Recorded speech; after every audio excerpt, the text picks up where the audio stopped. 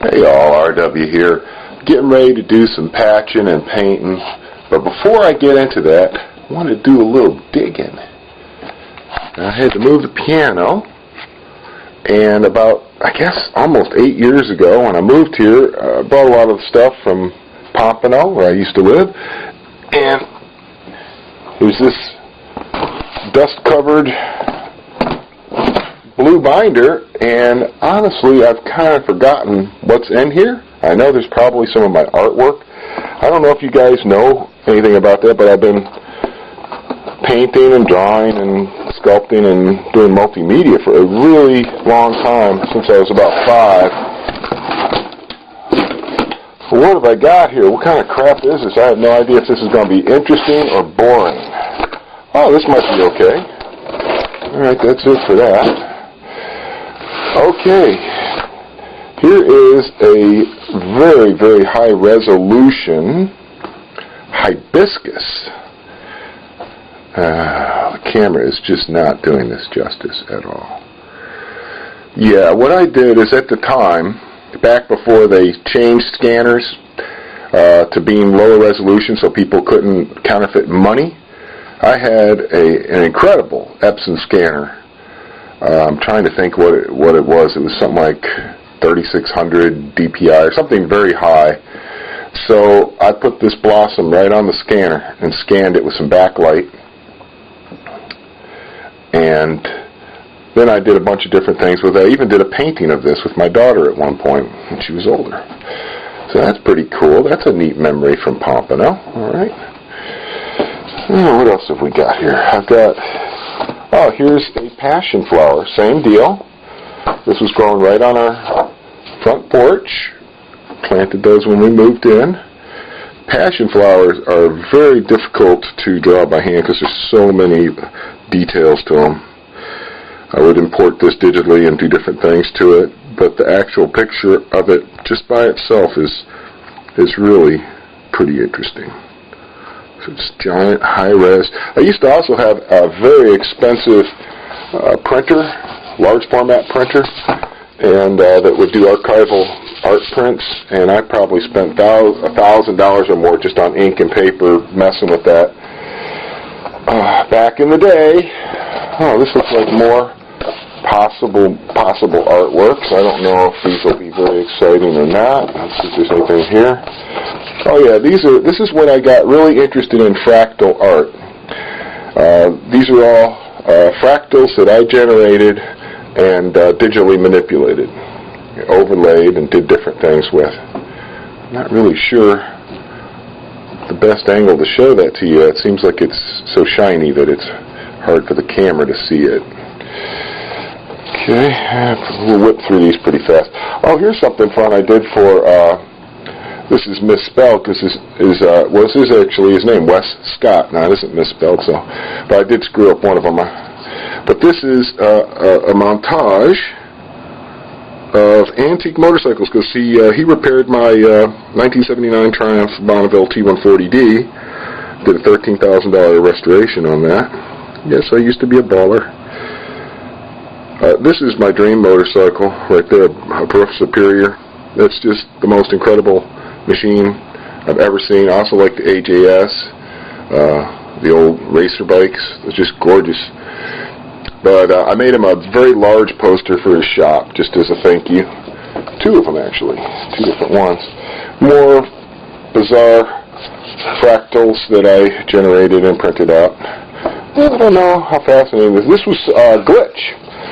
When I first started into computing, the reason was because I'd had a back surgery and I was laid up flat on my back and I was going nuts. So I bought a laptop. This is back in '99, so you know it was crap. And it would take forever to render stuff. And it glitched at one point. And this was what happened to the file. It's almost like macaronis. It just took the image and it shredded it and turned it into a bunch of macaronis. And I thought it was the most bizarre thing. Totally, totally random. Okay, here's... I got really interested in Celtic braid work, but I kind of wanted to put my own twist on it. Once again, not sure how the best way to show you these things because they're so shiny. some Celtic braid work that I imported and digitally manipulated and whatnot. Here's a lightning strike. I took a photograph of this. Now my wife claims that she's the one that took the photograph, but it was my camera on the tripod and I had it set up. So I'm claiming this. This is a lightning strike that came right down beside a pine tree just across the canal from us when we lived in Pompano. And it was just an amazing stroke of luck to catch the lightning strike with a camera click, wouldn't you say? Here's a larger version of the motorcycle photo. Maybe I'll put this in my man cave when I get one. I've never had one. Our house has always been too small for me to have a man cave. Yeah, this is an example of that, and in black. So not amazing, not fascinating to the point where you might want to explode with joy from seeing it, but it is something that you haven't seen before, I guess. I'm just trying to see what this crap is. We'll get into that in a minute. That's my old PC mods. Give you an idea of just how far I came from when I started, because I sucked at it. Now, when I moved here, I wanted to do wooden boat restoration and yacht carpentry like I had been doing in Florida. I knew there was a Smith Mountain Lake with a bunch of rich people living around it. And one of the last big boats that I had worked on until I had worked on the Princess Mariana was Clueless, which is a beautiful custom-built sport fish boat. Gorgeous boat. Did a lot of very interesting things for this guy. And so I took a picture of it while it was dry docked, and then I imported it and I digitally manipulated it and made it look like it was on the ocean.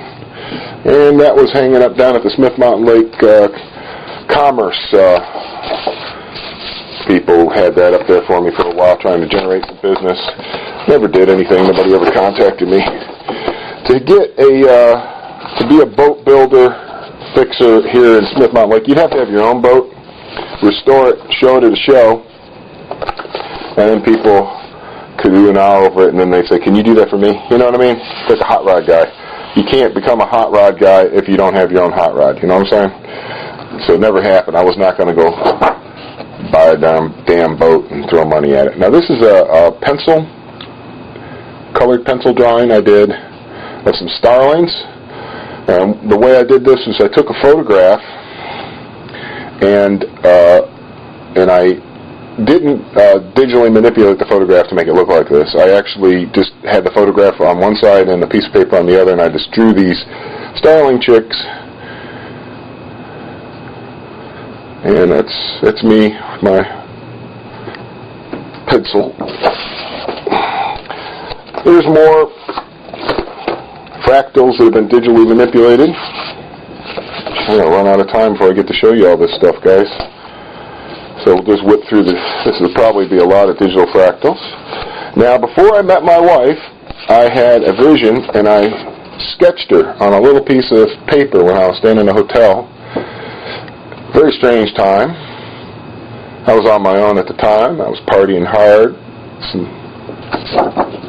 unsavory characters, and after they left, I was left all jacked up, wandering around in my head, and I did a sketch, and this was the actual pencil sketch I did freehand of my wife-to-be that I'd never even met, and these are just fractals and stuff that I generated and digitally manipulated. This is sort of a portrait of that. Now this is one of my favorite, I call it processor. That's just a nice one. Here's another crazy one. Yeah, the Beholder, more digital fractal art. Okay. There you go. Space-Time Rift, 2005. Yep, and more.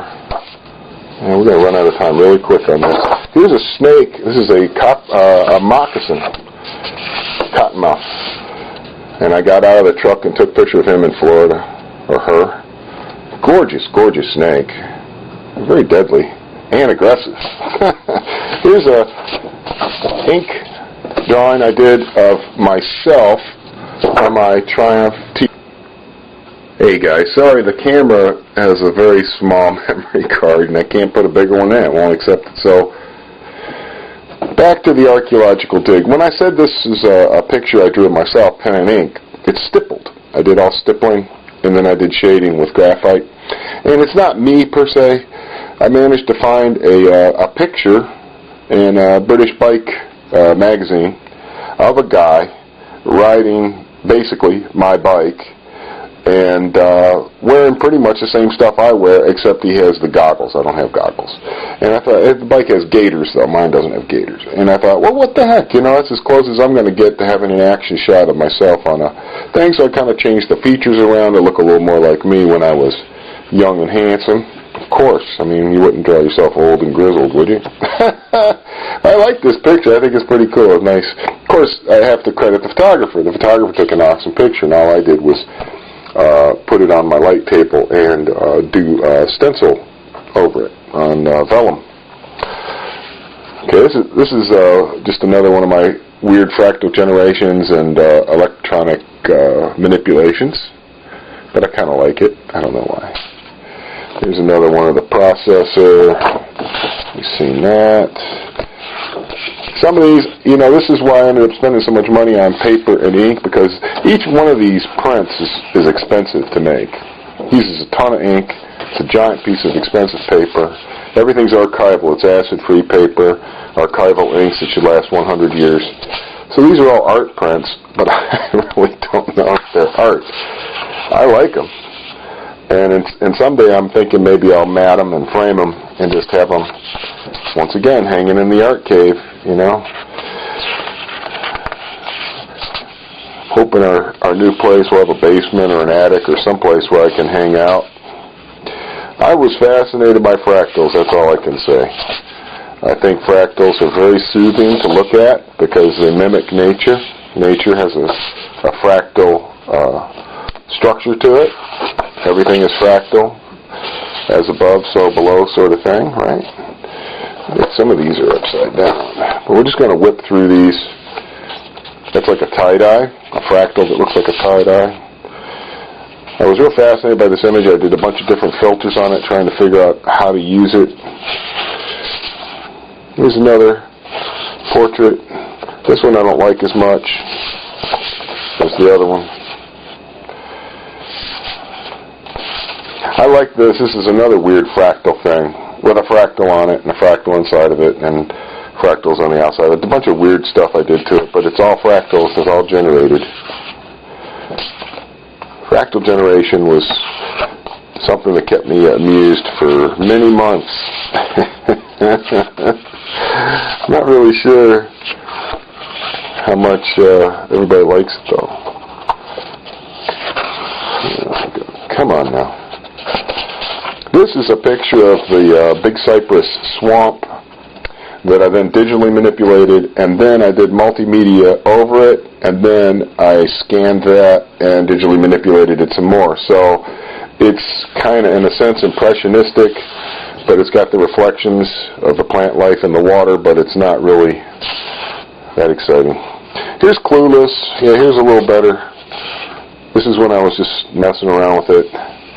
It was a real pain in the butt to cut all this out and clean all this out of the background because it was a picture that I took docked on hard. Here you can see a lot of the not cleaned up stuff because I had gotten lazy and I printed it out before I was done. And then here you go, actually going to the trouble, putting some waves in there, all that kind of stuff, using the smear brush and all that kind of thing.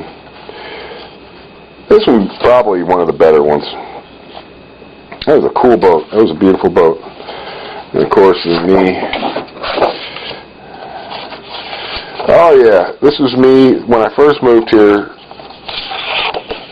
thinking that I would get some work building computers, showing people this crap. Wow, this would scare anybody.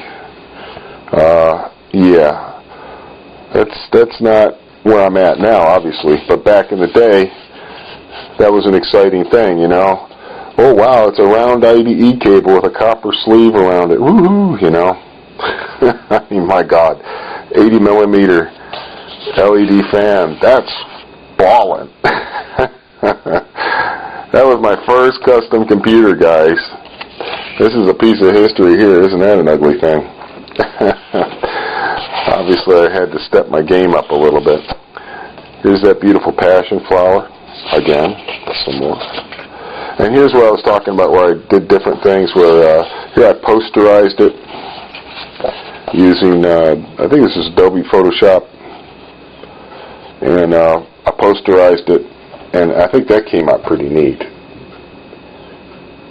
I think that came out okay. That's a kind of a neat looking thing. Okay, is that it? Almost. Okay, one last thing. This is almost embarrassing, you know what I'm saying? I mean, because I've come so far from this time. But back in 2005, when I first moved up here, we didn't have internet. We didn't have anything. So I sat down at my computer and I wrote a book. And I called it A Guide to High Performance Desktop Computing, How to Build, Modify, Tune, and Overclock Your PC. RWK Taliesin Designs, Rocky Mount, Virginia, first edition. And this is, in a sense, my chapbook of it. And I thought it was pretty clever. And at the time, it was probably pretty interesting. It's all, you know, completely outdated now, but it's got kind of fun little titles to this. Out on a Limb, Doom and Gloom. I was saying that my doom and gloom is that the PC is dead. You know, I said that back in 2005. That people skills, cult status, first timers, getting your geek on, questions. It's all geek to me. Choices shelling out. Aftermarket coolers, boards and cards, blah blah blah. Making your mark.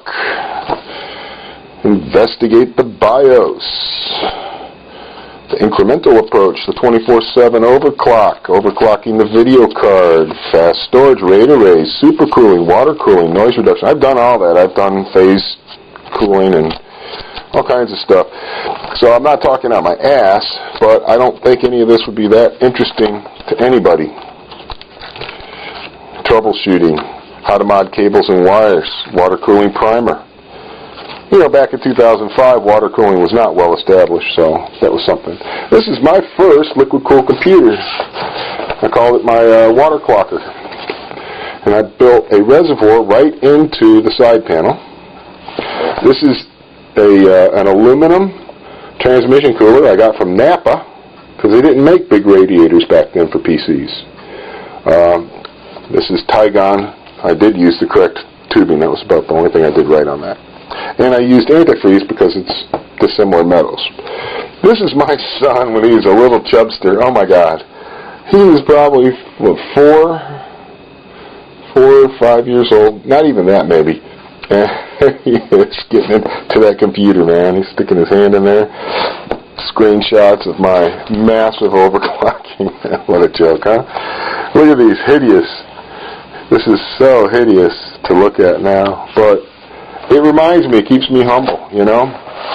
Everything I do, I always think it's the latest, greatest, best, most awesome thing ever. And then you do something much, much better. And then 10 years later, you look back and you go, why was I such a noob? Thanks for watching, guys. Thanks for following along. Consider this your ramble. Random story time with RW. Little archaeological dig through my portfolio that has been sitting around here for a really long time.